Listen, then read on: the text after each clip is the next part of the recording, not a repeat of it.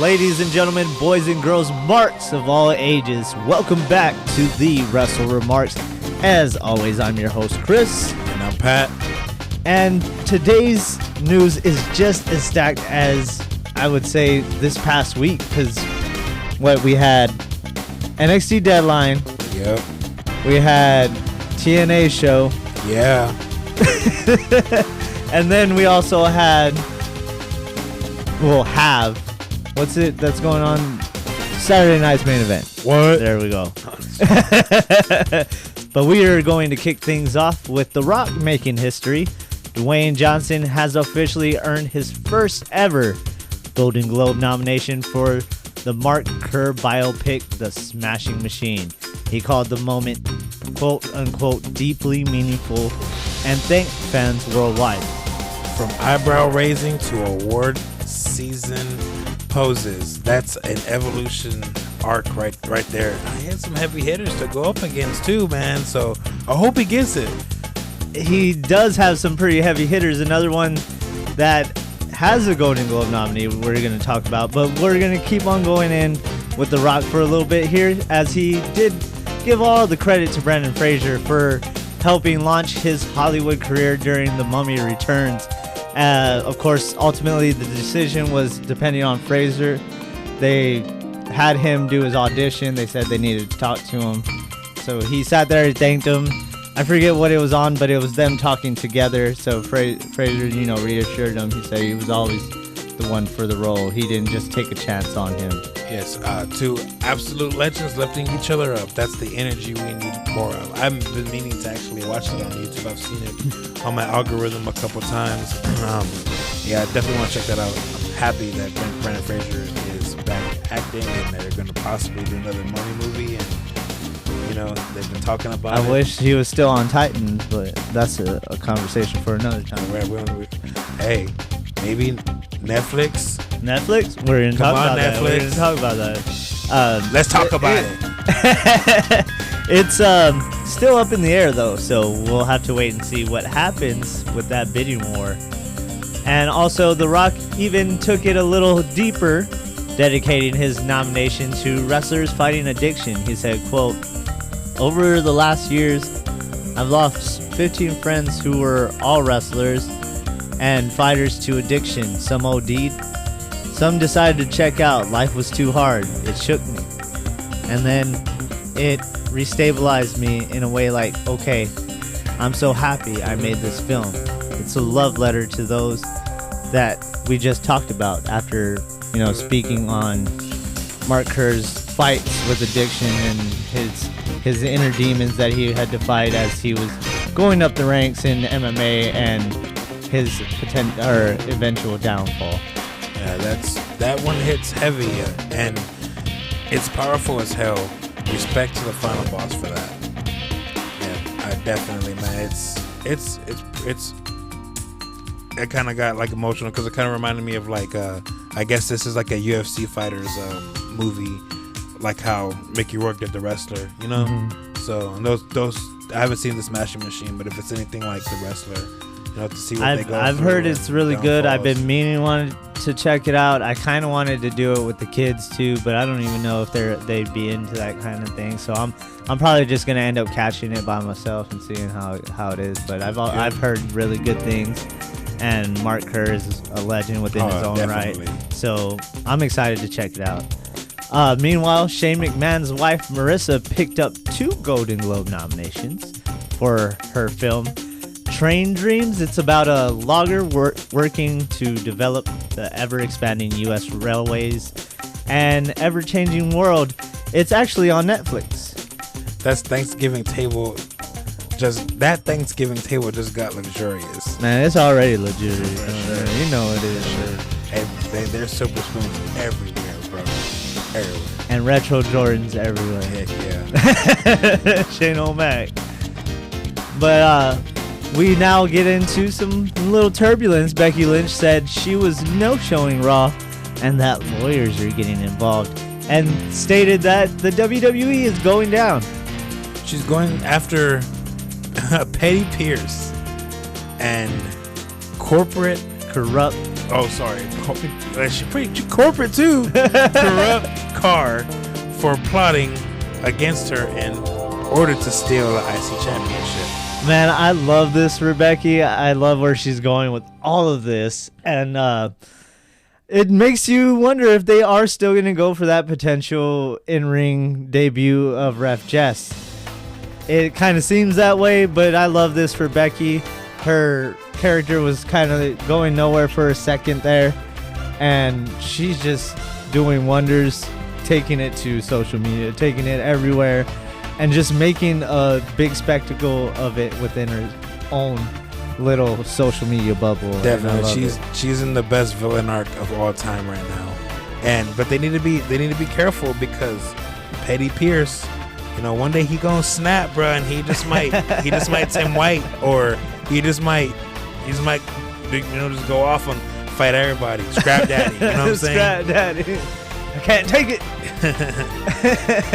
But all right, we'll get into some real legal woes as Andrade confirms his lawyers are currently in talks with WWE.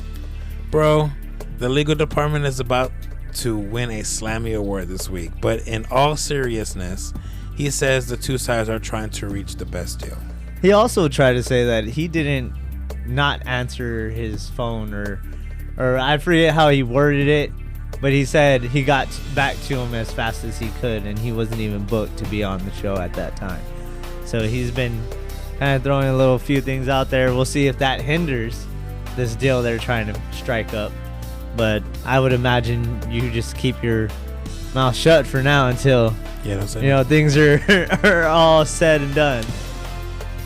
Also, we had talked about this just now with the Netflix deal.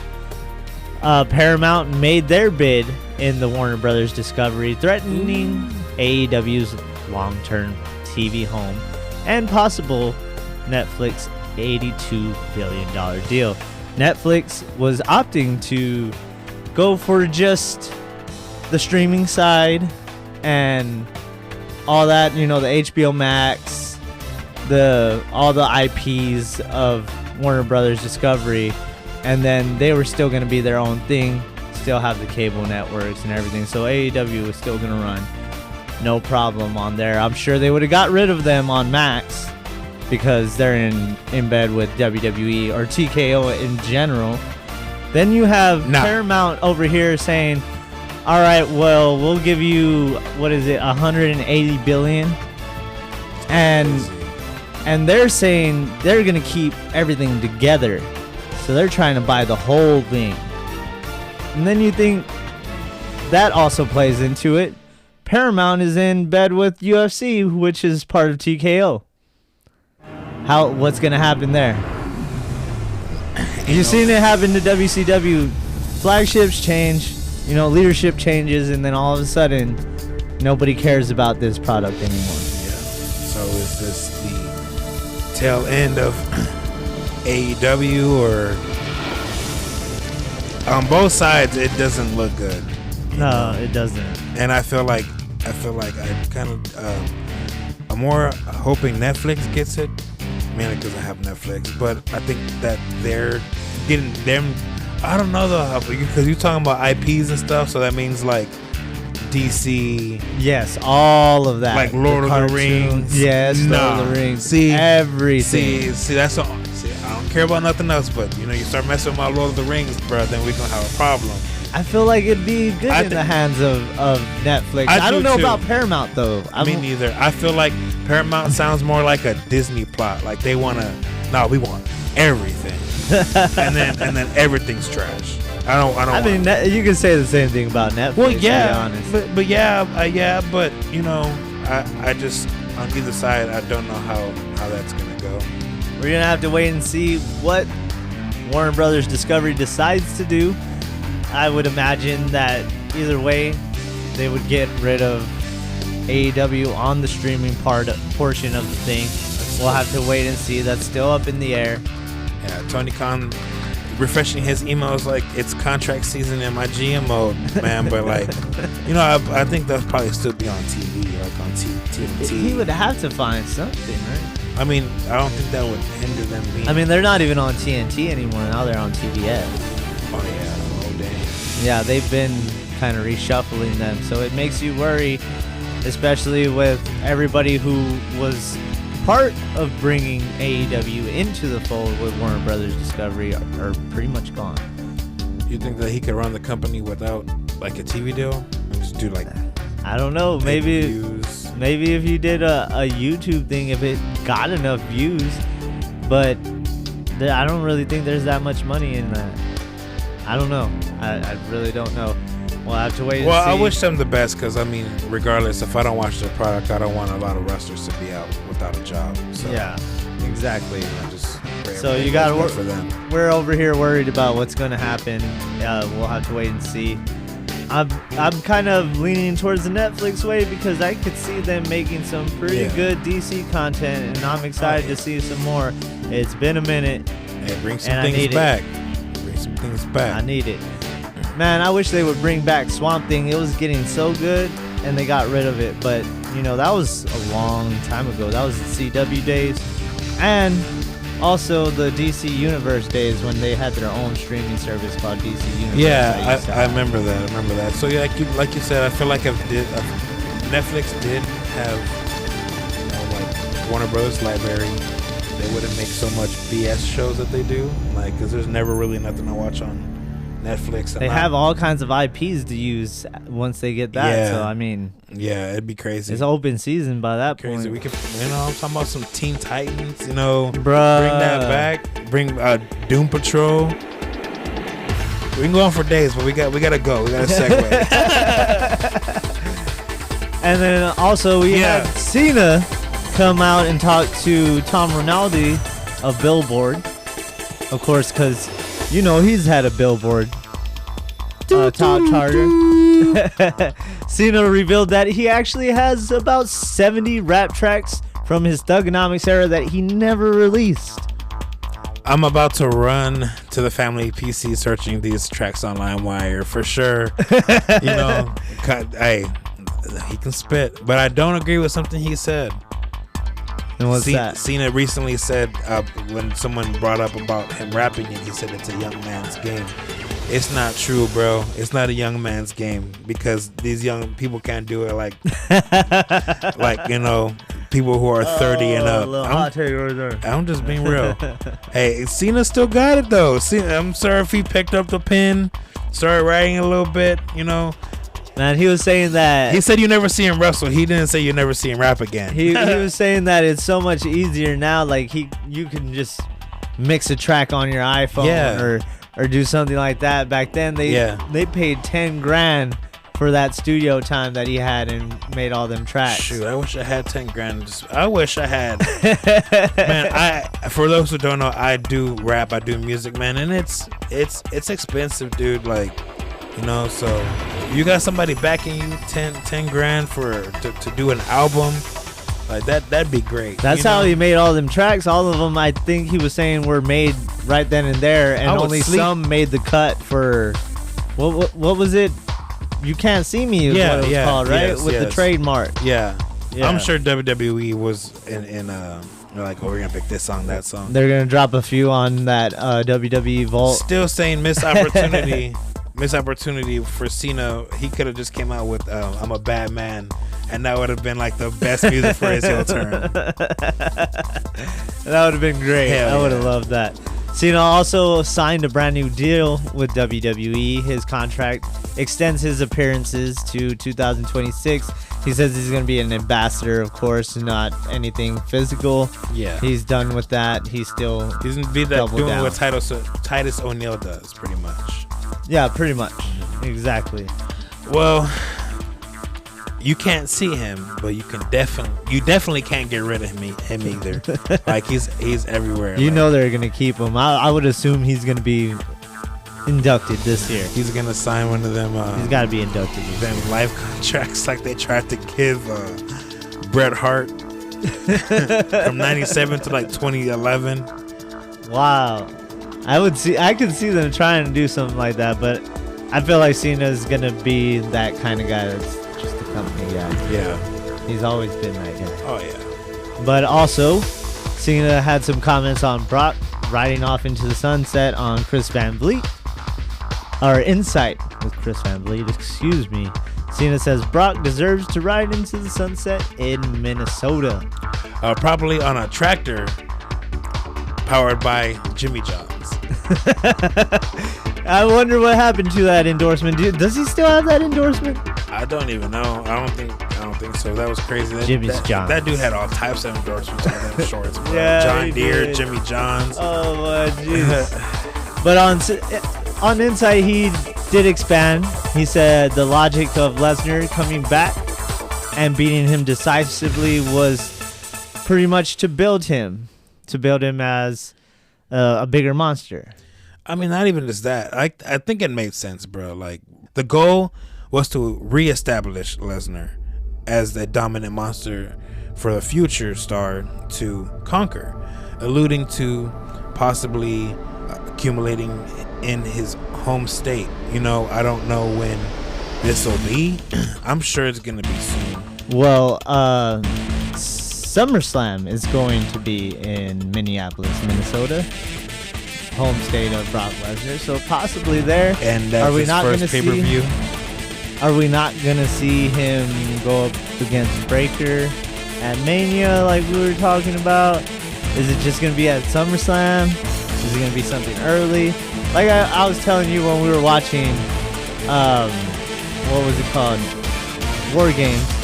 I would like Breaker to just straight up beat Punk. And then he's the champ. He doesn't have to win it from Lesnar. Just beating Lesnar in general will solidify him as a dominant force and one of the next top star. Yeah, I totally agree with you. And the way I'm Tyrone when I sent you that picture. But yeah, the way he's talking, yeah, I definitely agree. He just dog walks Punk, and then whenever Becky's hot husband falls, I just have to say that for Becky. Because she would want me to say it. Everybody's saying it. Sports Illustrated is saying it. Yeah. The Bleacher Report is saying Heck it. yeah. But yeah, I'm sure it's gonna all accumulate to that. Maybe not. Hey, to be the man, to be the beast.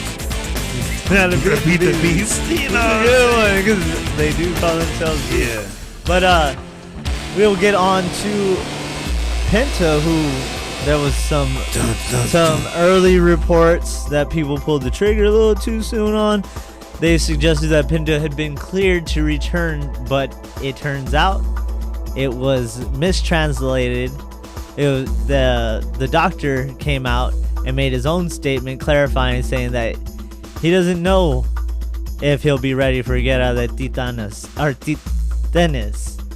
on the 20th. So, because he's supposed to be booked for AAA. Yeah, on the 20th. And it's Lucha Bros. Yes. Yeah, he says Penta is doing well and is enthusiastic, but it ultimately depends on WWE. They decide if he returns. So I was saying that is he not good? It makes you wonder, right? Because they're saying it's up to WWE. So it's gonna be a return. It kind of, if he's good, it sounds fishy to me, to the point where maybe this person did get the report right, and then he had to track it back to be like, oh, maybe he's not gonna show up. You know what I'm saying? Mm-hmm. So I was thinking maybe. So he messed it up. Because that's one of their bigger shows, and I heard at Titanas or Titanas.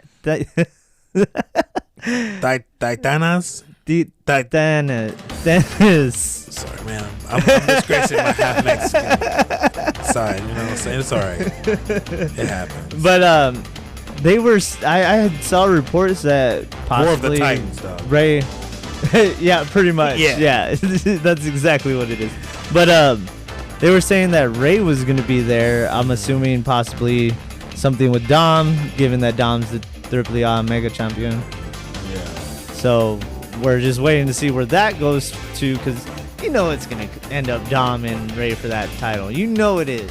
There's no way it's not. There's only one way out. I mean, of course, I'm not breaking kayfabe though. He's a deadbeat.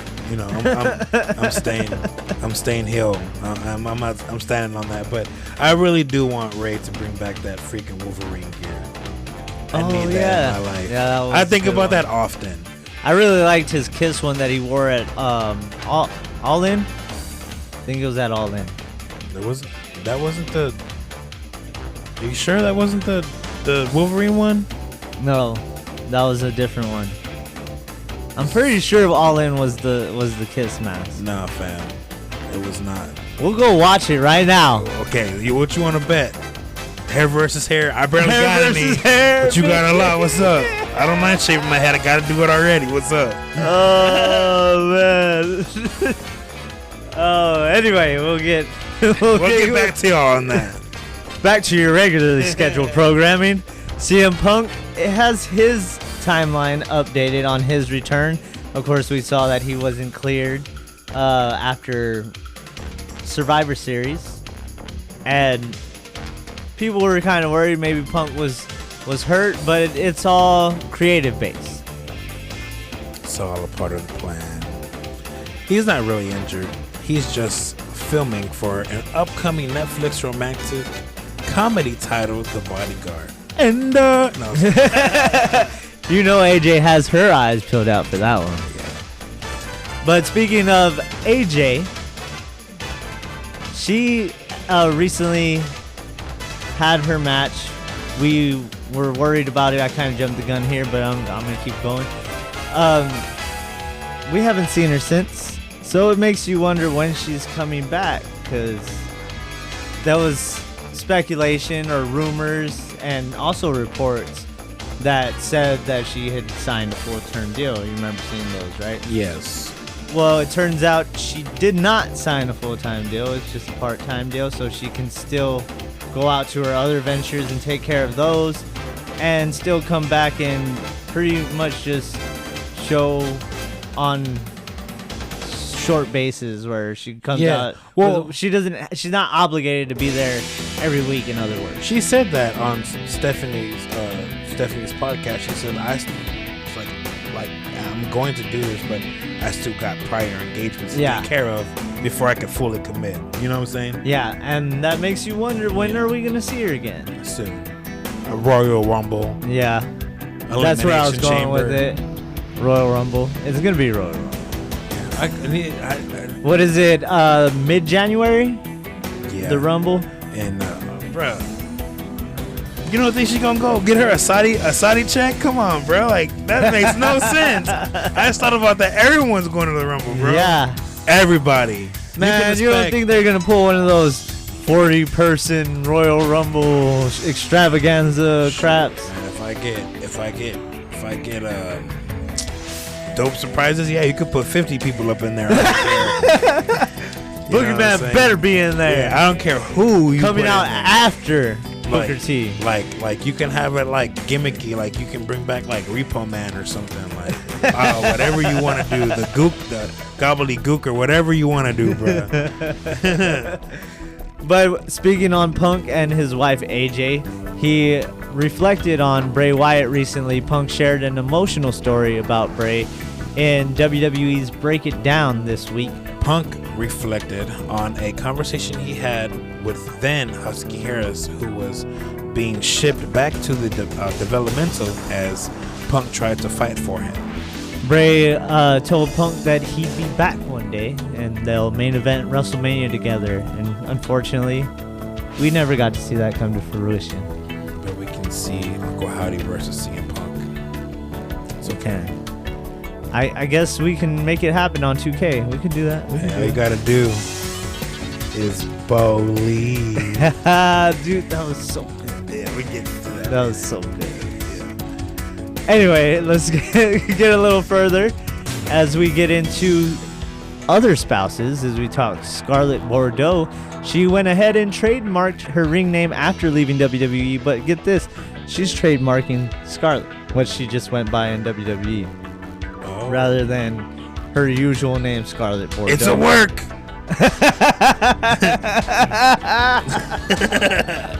Oh man, good for her. Control your name. control your money. Get that bread. Yeah, you got to be smart about it. And I mean, of course she's gonna get the trademark. I mean, she's been using Scarlett Bordeaux this whole time, so why wouldn't she get the term Scarlett trademark? Yeah, just go ahead and put out the news that you're gonna sound like a 10-year deal. Just do it already. It's a work. It's a work.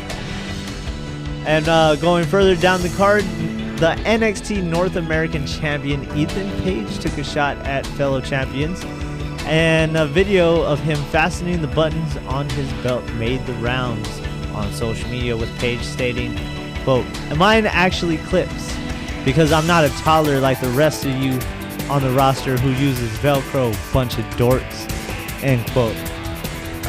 That's good. Nothing kills a dramatic title celebration faster than rip sounds. Yeah. Like a damn toy belt, bro. Come on, man. Like, you ain't a champion if you got Velcro. You just a fan. I'm sorry. It sounds like my kid taking off his belt. I'd be so pissed. Man. But hey, power to Ethan Page, man. I've always hated the Velcro ever since they brought it up. Yep. I guess because nobody knows how to put one on. I guess because also a lot of the women got smaller too, if you think about it. Remember Alexa Bliss, she would have it all the way buttoned at the end and it would still be too big. Yeah, definitely. But moving forward to some more NXT news, Shawn Michaels talked to the San Antonio Express News this weekend ahead of Deadline, saying Ren Sinclair is a future breakout star for NXT. He raved about the fellow Texan, saying she can do anything. Not only does she understand the entertainment aspect, she's doing a wonderful job of mastering the in-ring work. Shoot, if HBK, sorry, all this Netflix stuff got me going crazy. If HBK co-signs you, you're skipping the line. He says she'll have a breakout year in 2026. They're going to give her the Kurt Angle treatment or what? The Kurt Angle treatment? I don't know about that. You win every championship you want. That's what they do to Stephanie. Maybe if she surrounds herself around two people like Kurt Angle did with Charlie Haas and Shelton Benjamin, maybe in that aspect, because the rank QCC seems like it's going to continue to grow. But on to some TNA news. The upcoming Impact on AMC is set to feature a major closing segment. Weekly reminder that TNA and AMC still sounds fake, but it's very real. Frankie Kazarian is set to defend the TNA World Championship against Santana for their debut show. But get this, Nick Nemeth, the Call Your Shot Gauntlet winner, will be calling his shot against the victor. So some major implications going into AMC. Oh, snap. So make sure you set your DVRs, or do people still have DVRs? I mean, there's still a DVR function on my YouTube TV, so I'm just going to say DVR. He's here to show the world, bro. You know what I'm saying? Mm-hmm. You got to do what he says. Better watch what he does. I don't know the rest. I could do it if I actually did it, but... Yeah, no, we don't got time for not that way. Yeah. But moving further to some more TNA news, as we talked about, talents were working without contracts, and now they're currently undergoing negotiations with Killer Kelly and fiance Myron Reed. Initially, TNA has been paying some on a per-show basis, and Myron Reed was in one of those situations, but TNA was waiting on the right still to go through in order to start negotiating. TNA securing the bag before the next big leaps, which is smart. But you gotta wonder if it came too late. You got all these contracts about to expire. Plus, is there enough to go around? You know, because I also Sean Ross Sapp posted today that Masha's contract when it's already done. But of course, they're not going to touch her right now. Yeah, because she got all that legal stuff we talked about. So we'll have to wait and see what happens with her. I don't know if she's going to come back and be the Masha Slamovich that She was. We remembered. Yeah, and also too, I have not heard Myron Reed's name since he tried to sue WWE. That's hilarious. But you gotta also think you got Mustafa Ali, his contract's coming up. AJ Francis, Jake something, Jody Threat, Steve Macklin, Zachary Winch, Trey Miguel, and then plus Desmond Xavier is wrestling without a contract as well, and so is Matt Cardona. So there's a lot of people to secure with such little time. You would have to imagine some of these are going on to WWE. I wonder if Myron Reed is on one of their radars, but we'll have to wait and see. We'll see. I mean, his name was only in the hat because of the whole, wasn't it in that whole MLW thing? Yeah. Yeah. Yeah. So we'll have to wait and see what happens there. I know they don't hold no ill will that much like they used to back in the day. But moving on to our SmackDown recap as we close out our news portion. SmackDown kicked off with absolute chaos as Drew McIntyre rolled into the arena, still suspended, still furious. Nick Aldis immediately stepped in with security and told him flat out, "You are still suspended and you're not touching this ring tonight." Security was thicker than catering meatloaf back there, bruh. Yeah, McIntyre wasn't having it. I know you saw. He was ready to run down Cody with his car. At least I would have. So he thought. But he argued that his War Games performance demanded a change, just like how Braun Breaker got a title shot because of the War Games win. But of course, you know, Magnus don't play that. I know. So then Cody Rhodes dove onto McIntyre's truck like he owed him money, bro. You should have seen it. He was like a rabid dog with rabies. Foam coming out the mouth and all. Rhodes attacked McIntyre, scraped his face across the hood, stormed the ring, and called Drew a cockroach that just won't go away. Drew peeled out of the building, but make no mistake, that war is just heating up. Yeah, Cody had to go to the ring. And, you know, he wasn't done. He had to whoop him and then go cut a promo on him in the ring. Play my music. I got something to say. I'll do the whole entrance. I don't care. He's all Triple H. I got something to say. You already know where this is going. That's a rivalry. That's two egos trying to out-explode each other. Speaking of explosions, let's go. This match was great. The United States champion Ilya Dragunov had his next open challenge up against Carmelo Hayes. Ilya Dragunov just showed his will on Hayes for a while there. Hayes, of course, still having his fire-ups and everything. Hayes brought the flash, speed, and confidence. Dragunov, of course, always brings the brutality. One guy fights like poetry, the other fights like a brick wall with feelings. Doesn't he, though?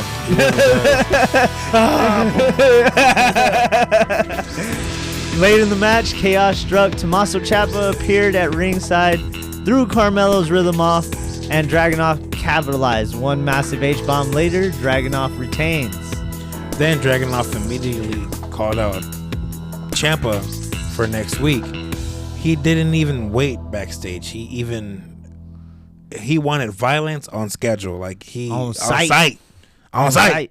If I see you in the streets, homie. He wasn't too happy about him tainting his victory. Yeah. So we'll see Dragunov and Ciampa tomorrow. Well, Friday, but you'll hear this tomorrow, so it's tomorrow. And next up, we had the women's division as we moved on to Alexa Bliss taking on Kairi Sane. Bliss picked up the win, but the celebration didn't last very long because business turned into demolition. Nia Jax and Lash Legend stormed the ring, laid out Bliss and Charlotte Flair, and absolutely just wrecked shop. The message was loud and clear. The women's tag division now belongs to them. You don't send smoke signals like that. You send power bombs. Nia was like, I need some help. I'm gonna call Gondor, bro. Cause that's what happened. Lash Legend is like, here I am. That's a good one. Yeah. And then we also moved on to Jade Cargill versus Alba Fire. Jade went to war with Alba Fire. Fire tried to out-wrestle and outthink the powerhouse, but Jade absorbed everything and kept coming. I mean, Jade just squashed her. Jade fights like she's late for a flight and punching through traffic. She just went right through Alba Fire. Sure did. After some outside distraction from Chelsea Green and Chaos ringside, Jade put Alba Fire down with authority and scored the pin. Another decisive win stacked onto her resume. Authority. Now on to our main event, where Gunther faced LA Knight. And the last time is now tournament finale. Winner, of course, faces John Cena in his final WWE match. Gunther, LA Knight, high stakes, massive pressure. This was Destiny versus catchphrases, and both came swinging. Knight lit Gunther up early, fast strikes, elbow drops, pure momentum, but Gunther weathers the storm and began tearing Knight down with power bombs, chops, just cold technical violence. Yeah, this man hits like rent increase, bro. Like, dang. Knight, of course, landed a BFT as he looked like he might have taken the victory, but Gunther saved himself with a foot on the rope. Moments later, Gunther locked in a brutal submission, and LA Knight had no choice but to tap. That's it. No fireworks, no miracle, just reality. But Knight's resilience shined in this one and really got you into this match. Definitely did. And I got more to say about LA Knight coming here soon when we get to Raw. Yeah. Gunther wins the tournament and earns the right to face John Cena in Cena's final WWE match. After the bell, Gunther stared into the camera with one clear message: I'm ending the legend. There's no more Cena after this, bro.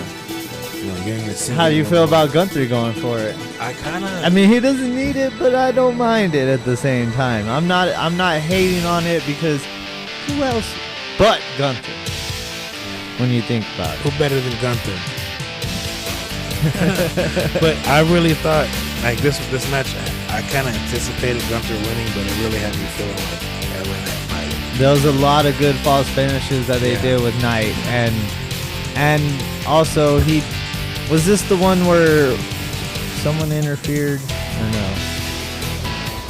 Someone showed up, wasn't it? That distracted him. No. Oh, I'm thinking of another match. Never mind. You thinking about NXT, though? Yeah, I'm thinking about NXT. No. I think. Yeah, that was good too.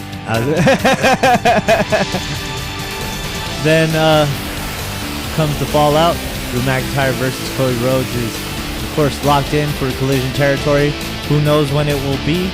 Because Saturday night's main event is going to be filled with opportunities due to the request of one John Cena. John Cena. So we'll see quite a few NXT stars there at Saturday night's main event. Get my boy.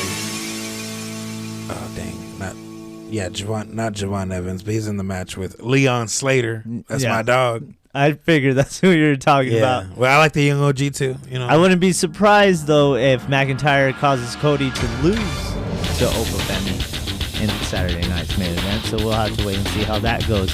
Dragunov versus Ciampa is official for tomorrow, so expect brutality there.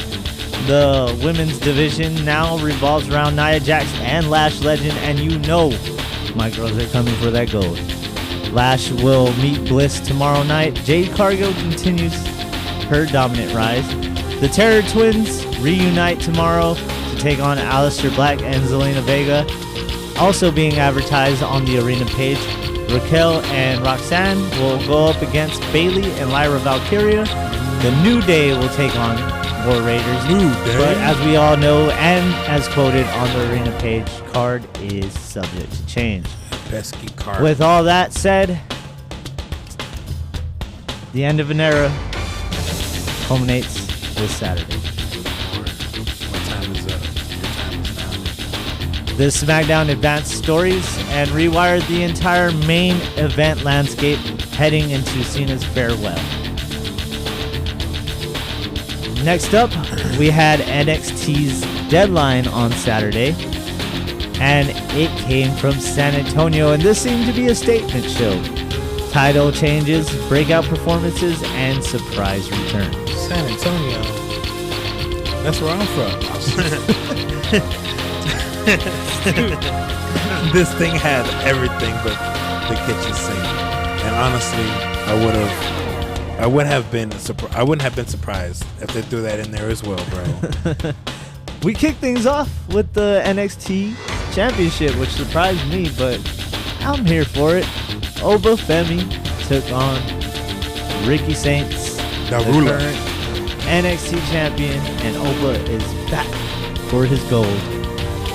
We had Oba coming out with some serious power. Saints coming in with his technician strategy, chopping the big man down early, focusing on limbs, trying to stop the freight train before it left the station. But man, once Oba family started firing up, it was all downhill for Saints. Yep. Man powered up like someone unplugged and replugged him. Yeah, Oba hits Fall from Grace, gets the clean pin, and becomes the new NXT champion. And after that match, respectful handshake, but you could feel the tension. The ruler is back, and he takes no prisoners. One belt, one message. Try and stop me. That Oba family voice. The ruler. That's my dog, man.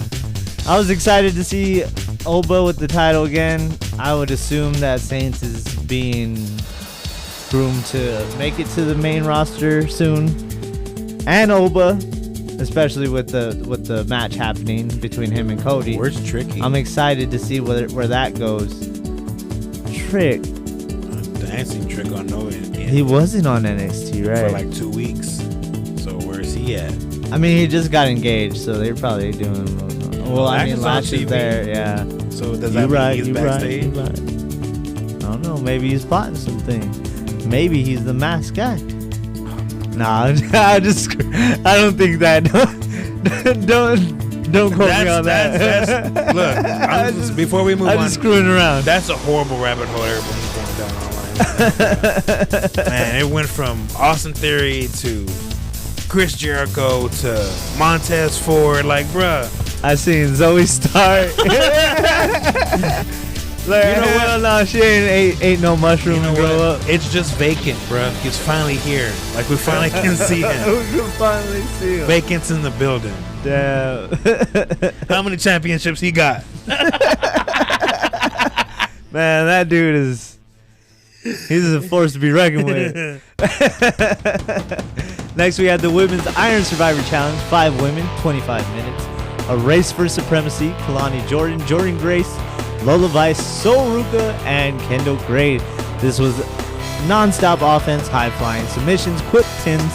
Everybody looked like they could steal it. It was chaos. You needed good cardio for this one. At one point, almost everyone had a fall a piece. Literally, it was crazy. I was wondering where they were going with this, and I really thought they were going to go a different way, but it didn't end up like that. In the closing seconds, Kendall Gray, the rookie, snatches a fall out of nowhere, picks up the 3rd point, and wins the entire Iron Survivor Challenge. She now has a guaranteed shot at the NXT Women's Championship. Became with 2 belts now. It seems that she's trying to go that way. We'll have to wait and see what happens. I mean, it's crazy. You got fatal influence on JC's side, so you always got to worry about that. True. No, but hey, a rookie walking out with the title shot at Deadline, that's when you know that the division is up. It really is, man. That the NXT just as a whole, I've been really into. NXT is hotter than the other 2 brands for sure. I feel like it has been these past, I want to say, couple months, maybe. I'd rather just skip watching Raw and just watching NXT. I'm excited to see where they go with Kendall Gray. See what happens. She's been there for a while. She's been there for a while. She's finally getting her comeuppance in Evolve now that they have that branch as well. So we'll have to wait and see if that's what they're trying to bring her to NXT, possibly groom Fatal Influence for a main roster come up. Who knows? We'll have to wait and see on that as well, because Fatal Influence has been there for quite some time, and I would assume it's about that time, right? Also, we had Ethan Page defend his North American Championship against Mr. Iguana. This match was Mr. Iguana played every mind game he could in this one. Ethan Page was kind of frustrated with them. There was distractions, theatrics, misdirection, but Page refused to play along. Yeah, Page is like, I don't do circus. I do victories. Yeah. It was, I don't know. I didn't enjoy this one at all. Yeah, of course not. But that one spot was kind of funny where he's like, he's dead. Yeah. But, yeah, no. After so long, you can't. They're exposing Mr. Iguana too much. You got to bring him in just a little bit. That's something that works more for that fan base. Yeah, exactly. Like, I don't really think Psycho Clown will work out here. I wish he would. I've always enjoyed Psycho Clown, but I mean, he doesn't really have anything going for him unless he starts speaking English for WWE, because you know that's what they're gonna want. Yeah. It took them forever to start doing subtitles for like Kyrie and Asuka and all that stuff. Yeah. They were like adamant on them learning English. So I don't know. We'll have to wait and see where that goes too.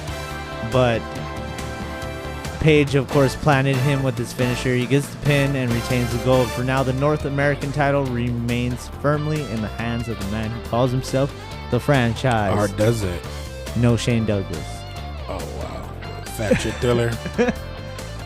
That's Mike Awesome, bro. I gonna get that gimmick messed up. Then he had Shane Douglas was the... He had a horrible gimmick too, Yes, though. So that's why I was... Yeah.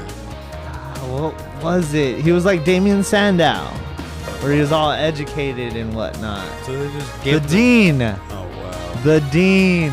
They just gave him Triple H's gimmick mixed with, what's it called? Lenny Poffo's gimmick. Or was he the genius? Oh, yeah. Dude. Yeah. That's terrible. That is terrible. Sorry. But moving forward, we had Izzy Dame taking on Tatum Paxley.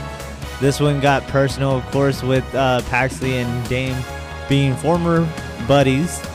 It was hard-hitting, mean-spirited, and all over the place. The culling got involved. The match spilled outside, including a table spot, and it just got ugly fast. Yeah, this match had, quote, therapy bills, end quote, written all over it. Dame ultimately capitalized on the chaos, hits her finish, and secures the victory. But this feud is not over. It's never over. Next up, we have the Men's Iron Survivor Challenge as the main event. They close this one out with a high-octane action from bell to bell. Javon Evans, Leon Slater, Miles Bourne, Deion Lennox, and Joe Hendry. This one felt like 5 different video game boss fights happening all at once. I tried to count the pinfalls and my calculator caught fire. Evans scored the final pin, though, on Bourne in the dying seconds of the match and wins the whole thing, earning the number 1 contendership. My call was Miles Bourne, and I really thought he had it. But Evans had to come up off that top rope and bounce. Did I say Young OG? Yeah, you did. Yes. Yeah, That's my dog. yeah, because at first you were going to go with Joe Hendry, but then you were like, no, I think Javon Evans. Yeah. But big moment for him, and then the lights go out. And then Tony D'Angelo returns and immediately destroys Evans. The man doesn't even let him celebrate. He stares right up the ramp to the new champion, Obafemi. He drops what is, they said now on NXT the other day, were shards of his fedora. I was wondering what the hell that was, because remember they sent it in a box, and we were kind of But with the lights going out, you don't think he might be part of the state, dark state? Because the way they kind of been filming his vignettes and stuff seems real dark statey to me. But, well, I guess we'll have to wait and see. He's kind of like... He's just like a real cruel heel mob boss. You know what I'm saying? I mean, yeah. Like you were already going to sleep with the fishes, but now you're sleeping with the piranhas and the sharks and everything else included, just a darker tone. You know what I'm saying? Maybe. I mean, he is coming out for everybody, it seems. Yeah. Well, that was less a return, more like a mafia showing up to collect. I came to collect. Oh, damn, Leroy. Yeah, the moth. Horrible. I did not like that. I love that. The man of the hour. That's so good. The acronym, it was horrible, but the name is cool. Moving on to the Fallout 4 deadline. Obafemi is at top of the mountain. Changes the entire power structure of NXT. Kendall Gray goes from rookie to title contender overnight. Javon Evans is now the next in line, but Tony D'Angelo has inserted himself right into that picture. Ethan Page continues to carry the North American title with confidence, and Izzy Dame versus Tatum Paxley, that's just getting started. If this is how NXT ends 2025, 2026 is going to hit like a steel chair during the Attitude Era, specifically when Brock debuted and he got whooped by the Hardy Boys and they smacked the crap out of him. Like that. At first I thought you were going to bring up the Acolytes. Oh, nah. Or APA. You don't play with them either. Like, it's gonna hit you. It's gonna hit you like a pull stick at an APA bar fight. Raw opened hot in Kansas City with Gunther hitting the ring. Crowd chanting for Cena, but Gunther told them blatantly, Cena's not coming tonight, and this is his time. Yeah, imagine walking up to someone's farewell party and say, nah. This is my party now. They just Debo your party. That's how you steal the thunder. He reminds everyone by submitting LA Knight last week, he earned the right to be Cena's final opponent at Saturday night's main event. And he didn't just show up. Gunther vowed to do what no one has. Make Cena give up. He promised to break Cena's spirit, strip away hustle, loyalty, respect, until he has nothing left. If you're still emotionally attached to Cena going out on top, buckle up. Gunther's not here to finish with applause. He's here for legacy. And I just honestly feel it doesn't really matter, dude. For one, everyone says Gunther doesn't need it, but I mean, dude, Gunther don't need no championship. Gunther's in that bubble right now. Gunther, people need to realize that he's like that old 80s, 90s heel that never goes away. Like, I'll never die, and I'm gonna kill everybody you love. And I'll always come back. Yeah. He's literally the Terminator, fam. What more do you want? You're not wrong about that. Then we had our first match of the night. Io Sky and Rhea Ripley backing her, facing Kairi Sane with Asuka in her corner. Lightning fast-paced reversals, back and forth wrestling. Sane tried to ground Sky, but Sky's resilience and speed took over. Sane danced and danced, but Sky broke the rhythm like a bad habit. And after a high-risk sequence and a moonsault finish, Sky emerged victorious, but the post-match told the story. The women's division is full of scars, alliances, and potential disrupts. Yep. Moving forward to some more rising tension as we get into what was supposed to be Rey Mysterio versus Finn Balor and billed as a technical affair, which I was excited about. It spiraled, of course, as Logan Paul jumped Rey Mysterio before the bell, brass knuckles in hand, then a masked assailant, blindside Mysterio, and curb stomp. Total chaos, no contest. Ooh. That right there ain't wrestling. That's a robbery. Broadway style. After the attack, a furious LA Knight ran in to help Rey and calls out the ones behind the attacks, that presumably being the Vision. The Vision. And we move on to our Tag Team Championship match as AJ Styles and Dragon Lee defend their titles against the War Raiders. In arguably the most competitive match of the evening, Styles and Dragon Lee defended the World Tag titles against the War Raiders. Hard strikes, big power, fast tags. The ring literally shook. Yeah, you could feel the mat vibrating, and I'm pretty sure the lighting rigs were concerned. Could you imagine those things coming down? Oh, jeez. Yeah, like, let's shoot. But in the end, the champs held on. After the match, the tag landscape got a shake-up as the Usos made their return and inserted themselves in the ring, making it very clear that they want the gold back. The tag division just got a little hotter. I'm not sure what they're doing with Jay. Like, I'm sure it's a break. I can't do this alone anymore. I've got too big for my britches. It's one of those, you got to just read between the lines, and eventually his break is going to come. I feel like his break is going to come after they tag for a while, and then they still can't get over that hump. Yeah. Okay, then he still turns heel. I don't think anybody should turn on anybody, honestly. I don't think he's going to turn heel. I think he might walk away for a little bit. Oh, he's burnt out. Yeah. I mean, dude. I mean, he's been doing this for a while. He deserves a break. He does. I do feel that. It's Jimmy's turn.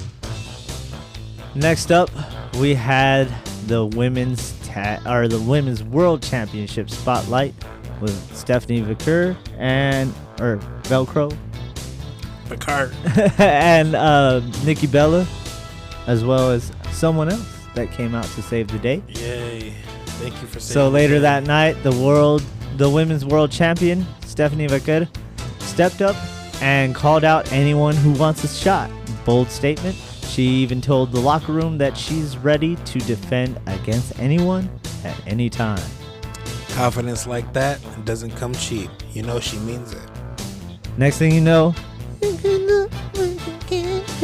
Garbage. Nikki Bella comes out calling herself a legend. Flies all over her. Saying that, some of those people were there for her and whatnot. Demanding a rematch. Then Big Mommy Cool came to the rescue and saved the day for us fans, laying out Nikki Bella.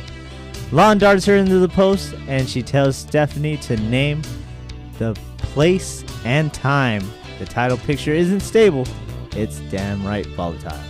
Yeah, I also liked when that fan, when she was on the mic, and she's like, I'm a legend, and some guy in the crowd's like, no, you're not, even though unfortunately she is, bro. I commend you. She is. I commend you for your effort. Your facts are wrong, but she deserves not to be.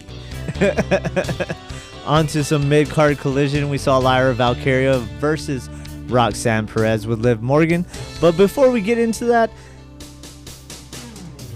Liv didn't really like what Big Mommy Cool did. She said, why didn't you run this by me? And she was like, well, I didn't think we had to do that. Who are you? Where have you been? You ain't been around here. How's your shoulder? I steer the ship now. She does, bro. I'm not this beautiful Great Dane taking orders from some small ass Chihuahua. No. Hey, shout out to Raquel though. She was wearing that Texans. I know. I immediately thought about Chris because he's a Texans fan. That's why he gets extra brownie points for not being a Cowboys fan. I popped so hard when I saw her in that. Popped so hard. He's like, hell yeah. Yeah, well, anyways, the Lyra Valkyria match with Roxanne Perez, it got gritty mid-card. It was a gritty little mid-card showdown. Shoulder locks, pin attempts, reversals, submission holds, exchanges. It was a war of attrition. Some kicking, some choking, some suplexes. This felt like main event grit. In the end, Perez pulled off the win after a sneaky roll-up and interference tactics for Morgan. The win pushes Perez up the ranks, but Valkyria showed she's not going anywhere.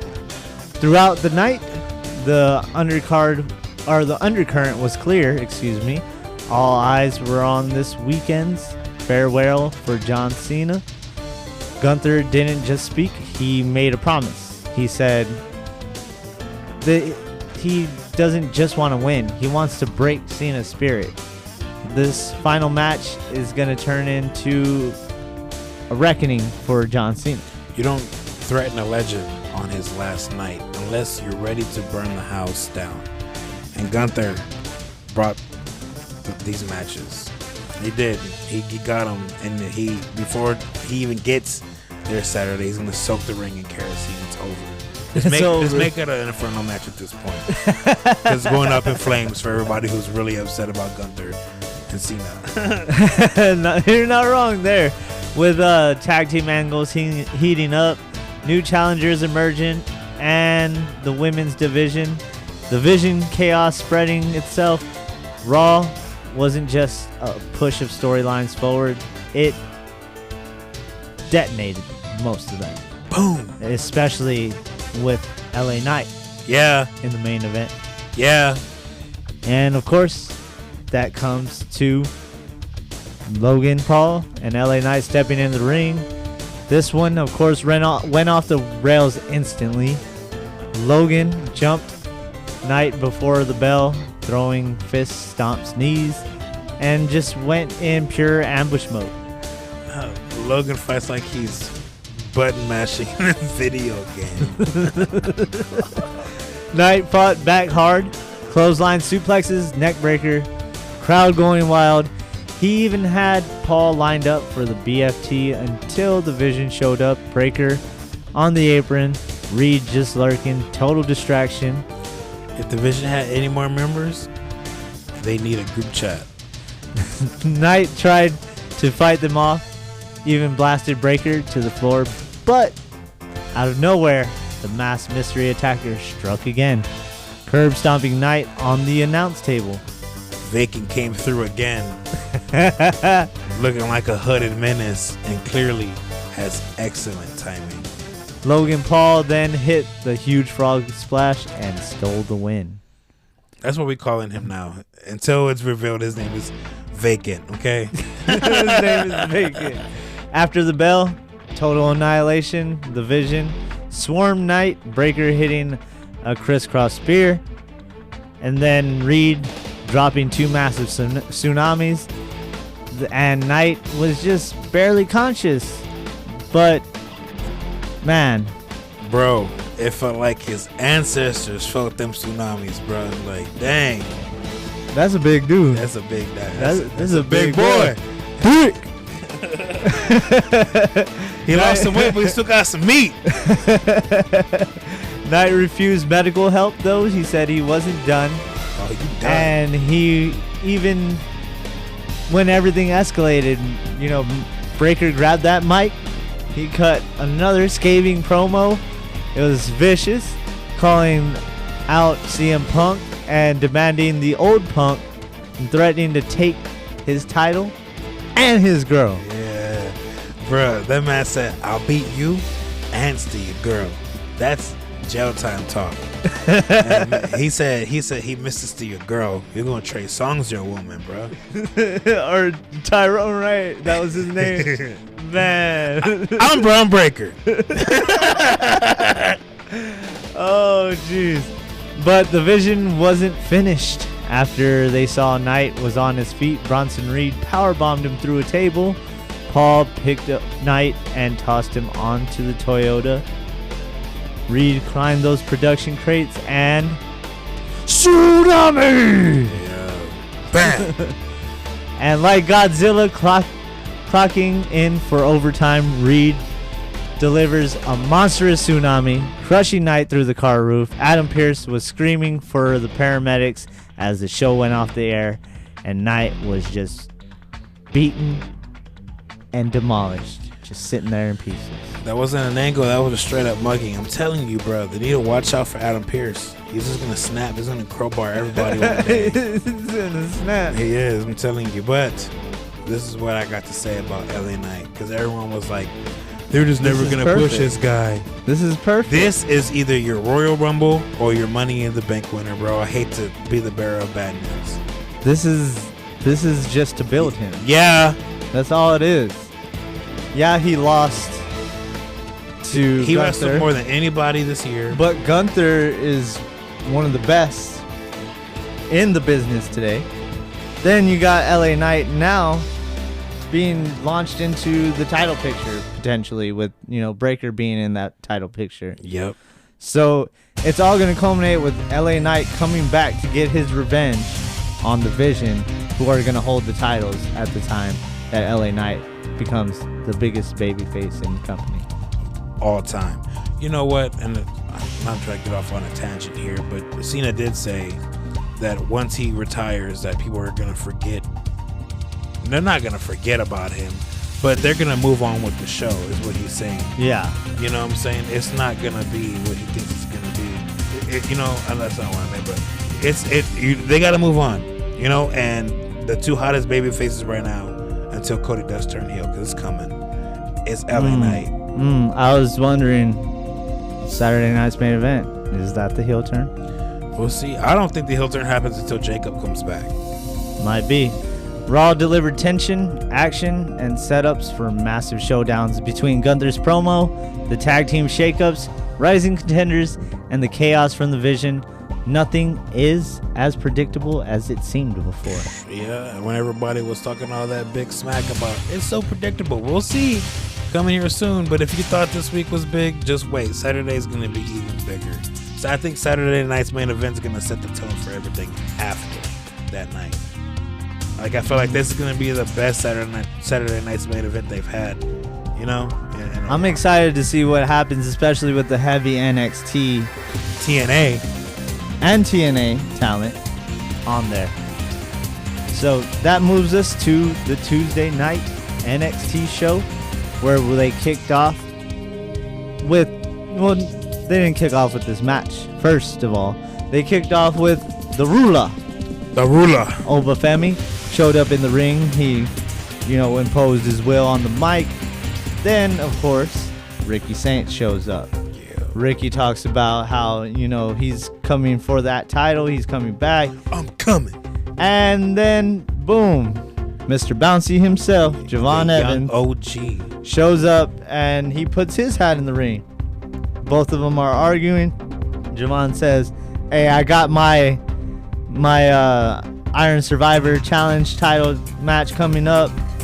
Of course, Ricky's like, "Oh, well, you won't do it like now," and kind of coursing him into it. Javon's like, "Oh yeah, I'll do it." See. And Javon's like, "We don't have to wait." Oba's like, "Oh, so y'all run my title now? Like, I'm the champion. I'm the ruler." I'm not on your time. But he lets it happen anyway. I like how Javon was talking like a 70s pimp. You picking up what I'm putting down? This was like trying to fight a brick wall that does gymnastics.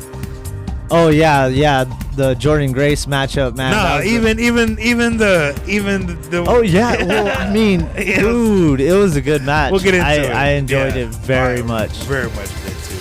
But moving forward to the first match of the night, we kicked it off straight up with a statement match of Jordan Grace going one-on-one with Kalani Jordan. Power versus athleticism. Strength versus speed.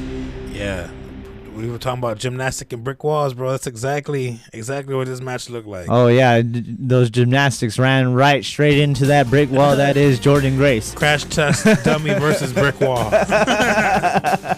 Jordan tried, that throws me off because they're both Jordan. Jordan Kalani tried to outmaneuver Grace early with quick strike scenario attacks, but Jordan absorbed it. Jordan Grace, rather, absorbed it all. And started throwing Kalani Jordan around with raw power. In the end, one massive slam sealed it. Jordan Grace picks up the dominant win. That's my girl. Kalani brought the fireworks, but Jordan, of course, as she always does, brings the Demolition Crew, and she is the Demolition Crew, one-woman crew, Yeah, she is.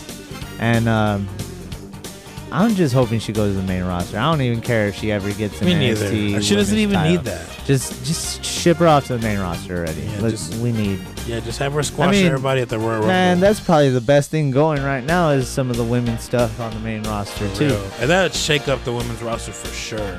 For sure. Next up, we had Blake Monroe's Open Challenge taking center stage. She continues to rave about herself and how the locker room idolizes her. She prompts for one challenger at a time, but sees a slew of women appear. And Thea Hale runs in and makes Monroe tap with the Kimura lock, but of course it wasn't an official match. Later on, we see her argue with Ava. Oh, we're not doing your thing anymore again. And of course, it was her idea to have an open challenge. Yeah. And it's good entertainment. It's funny. I love what Blake Monroe is doing right now, and I'm picking up what she's putting down. Yeah, like Javon and Evans said. Exactly that. Good. Then we had the Women's Championship fallout where Kendall Gray sends her message after Deadline. All eyes, of course, are on Kendall Gray, the Iron Survivor winner, but she's just accompanying Ren QCC member, or fellow Ren QCC member, Ren St. Clair. Sinclair shows promise and fires up a few times, but once Soroka hits that Soul Snatcher, you already know it's curtains, bro. Yeah, it is. Still a good showing from Ren St. Clair. Clearly, Ruka is getting the star treatment. It'll be Ren's time soon enough. After that match, Soul chases down her would-be friend Zarya as we continue to see the rifts grow there. And then next thing you know, Fatal Influence music hits. Kendall and Ren have some choice words with the faction after JC's verbally berates the two.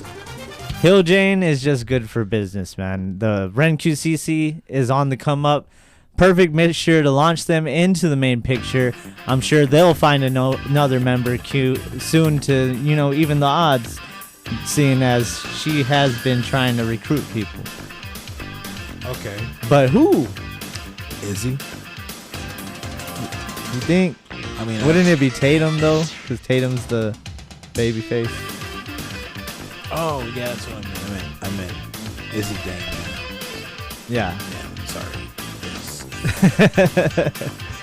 But I mean, that's perfect for them coming up from, Kendall alone coming up from Evolve, and then Ren St. Clair starting to get launched into that main picture as well. And as we heard, Shawn Michaels is very high on her as well. Fellow San Antonio. Ethan Page hit the ring next. North American title still over his shoulder after his Deadline win. He ran down the division and said nobody in the back is on his level right now. Yeah, translation, line starts here. Take a number. But lights went out and Tony G said, screw your freaking line. He laid out Page and drops the shards of his fedora on top of him. Forget about it. Gabagool. Next up, Izzy Dame was back in action following her brutal Deadline win over Tatum Paxley. This one, she made quick work of her opponent, ruthless strikes, zero mercy, and another violent win to her record. Izzy's not climbing the ladder. She's kicking it down, rung by rung. After the bell, she wasn't done. More punishment, more rage, and the message was clear. Tatum Paxley may be out for now, but Izzy Dame is just getting started. Next up, also we had Izzy Dame cut a promo later on with the Shawn Spears figure from AEW because he doesn't have a WWE one. That's hilarious, bro. But obviously she said she did that. Izzy Dame did kill the past version of her, and now she has nothing to lose. So we might see some more chaos from Tatum Paxley here soon. She's gonna go crazy. And, of course, New Year's Evil came early as Javon Evans called his shot early, prompting him to main event the championship match against the Ruler. Everybody's hero of their own story until the champ walks out. But it was the perfect big guy versus little guy match, literally. Evans relying on his speed, agility, and high flying offense to keep him self in the match. You know what I really like about Javon is that he wrestles like all the AEW wrestlers, but he wrestles it so polishedly. He does it so well. And he sells, and he takes his time, and it looks good, okay? Then, Oba looked dominant, swatting Javon out of the air, ragdolling him, and tossing the man like he was a crash test dummy. For real. Femi comes away with the win, but Evans still shines. Good fire-ups and some nice false finishes that makes him look like a viable contender. Granted, it wasn't clean given the interference by Ricky Saints, but of course they're continually planting seeds, and it looked like Evans was going to win on that fall before Saints interjected and pulled the ref out of the ring. So as you can see, it is they have a triple threat match. Javon wins, and then Oba and Ricky go to the main roster. Bro, that'd be wild. I would like to see Javon as champion, see what he could do. He has to. You can't win Iron Survivor, get John Cena rubbing. You know what I'm saying? True. And what's next? Jordan Grace continues to bulldoze the women's division. Kendall Gray is locked in as the next women's championship threat.